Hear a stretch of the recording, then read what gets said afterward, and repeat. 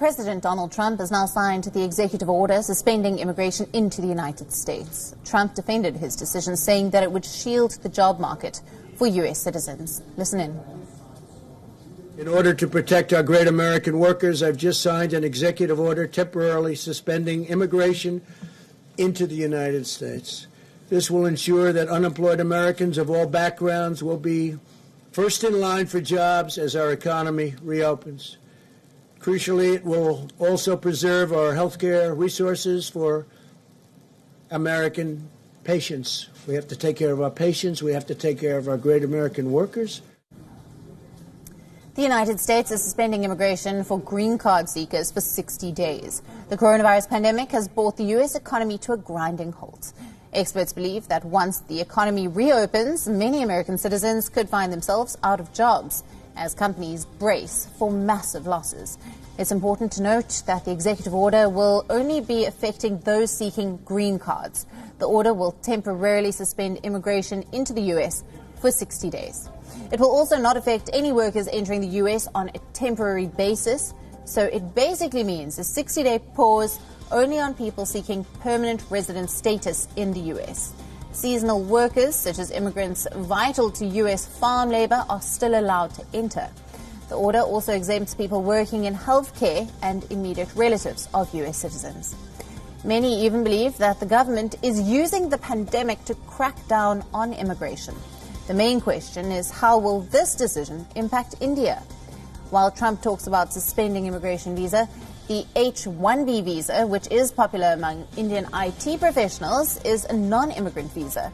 But travel restrictions and the closing of consulate services is already having an impact on issuing of new H-1B visas.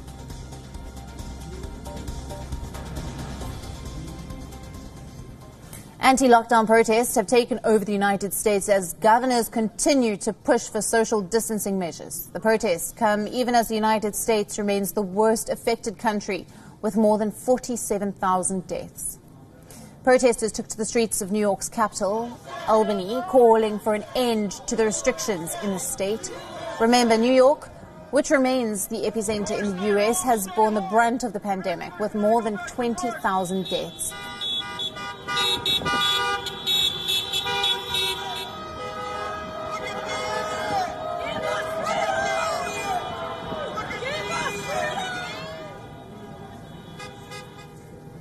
Not just New York, there were several protests in the state of Virginia.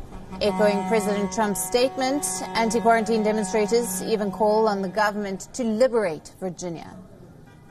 The scene was no different in Los Angeles, where drivers staged an anti-lockdown protest, honking their car horns around the city hall. Many Republican lawmakers in several states have also supported these protesters. The governors of these states are even considering to reopen certain businesses soon. But in a strange turn of events, President Trump has said that he strongly disagrees with the Georgia governor's decision to open certain businesses. This comes even as the president has repeatedly called for the reopening of the economy.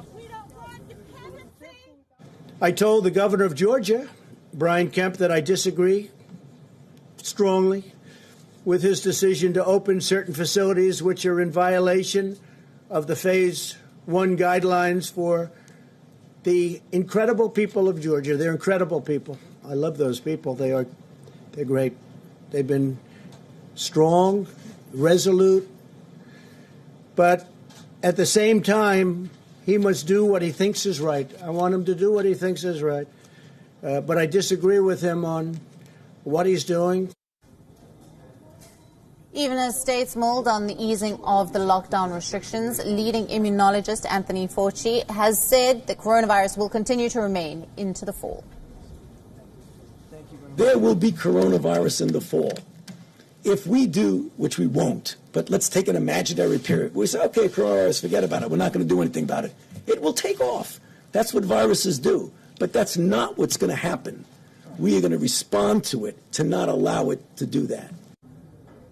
Meanwhile, New York Governor Andrew Cuomo slammed Washington, calling the virus relief bill not enough for the state.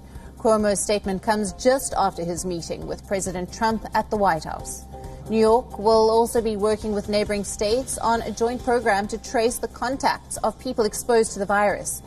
This ambitious effort will be led by Michael Bloomberg, who was the former mayor of New York City. Bloomberg will contribute more than $10 million to the state's testing, tracing, and isolating efforts.